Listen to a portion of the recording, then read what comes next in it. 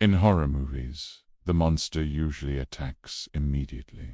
It chases the teenager through the woods 5 minutes after it wakes up.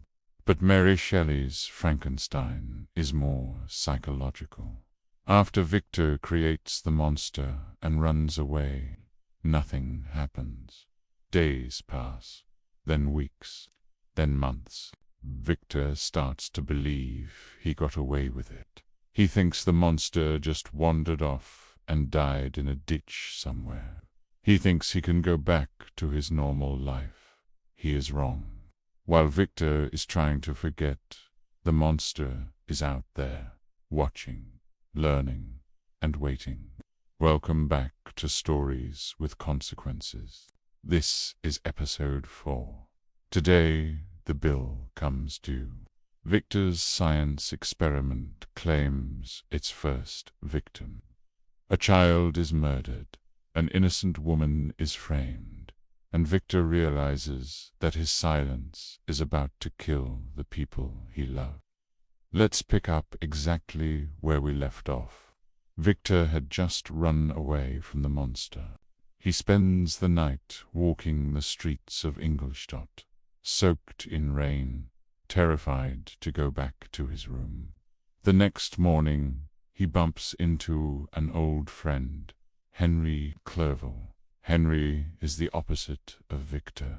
He is happy, he loves poetry, and he has come to university to study languages. He is a breath of fresh air. He sees Victor and says, "My dear Frankenstein, how ill you appear. You are so thin and pale." Victor brings Henry back to his apartment. He is terrified the monster is still there. He opens the door, and the room is empty. The monster is gone.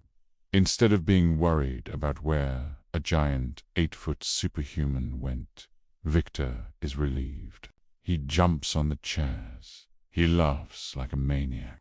He thinks the nightmare is over, but his body collapses. Victor falls into a nervous fever for several months. This is the physical consequence of his obsession. He destroyed his health to make the creature, and now he pays for it. Henry Clerval nurses him back to health. By spring, Victor feels better. He is happy.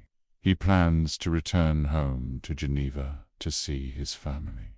He thinks he is free, but you cannot outrun your own shadow. It is now May. Victor receives a letter from his father, Alphonse. Usually, these letters are full of boring family news. But this one starts with a terrifying sentence. "William is dead. That sweet child, whose smiles delighted and warmed my heart, who was so gentle, yet so gay. Victor, he is murdered." William is Victor's youngest brother. He was a 5-year-old child. The letter explains that the family went for a walk in the woods. William ran ahead to play. He never came back. They found him the next morning, strangled to death. But here is the detail that matters. William was wearing a valuable miniature locator picture of his mother set in gold. When they found the body, the locket was gone. The police think it was a robbery, but Victor feels a cold knot in his stomach. He knows this wasn't a robbery. He rushes home to Switzerland immediately. Victor arrives in Geneva at night. The city gates are locked, so he wanders around the countryside outside the city. A massive thunderstorm begins, and in the flash of lightning he sees it. A flash of lightning illuminated the object and discovered its shape plainly to me. Its gigantic stature and the deformity of its aspect more than belonged to humanity. Nothing in human shape could have destroyed that fair child. He was the murderer. Victor sees the monster he created 2 years ago. It is hanging from the rocks of Mont Salave, moving with superhuman speed. In that second, Victor knows the truth. The monster didn't die. It survived. It found Victor's home, and it killed his brother. This is the moment the guilt hits him. Victor realizes, I created the hand that strangled my brother. He is the true murderer. But he makes a fatal choice. He decides not to tell anyone. He thinks people will call him insane if he says, I made a monster. So he stays silent, and that silence is about to claim a second victim. Victor enters his home, expecting to comfort his family. But he finds out something even worse. The police have already arrested a suspect. It's Justine Moritz. Justine is the family's servant, but she is treated like a sister. She lived with them. She loved little William. Why did they arrest her? Because the locket's the picture of the mother that was stolen from William's necklace, found in Justine's pocket. Victor knows she is innocent. He knows the monster framed her. The monster killed the boy, took the locket, and planted it on the sleeping girl to frame her. Victor tells his family, she is innocent. I know she is innocent. But he does not explain why. My tale was not one to announce publicly.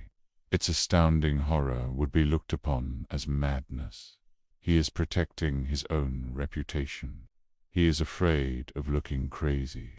So, instead of telling the police about the 8-foot demon, he lets Justine sit in prison, facing the death penalty.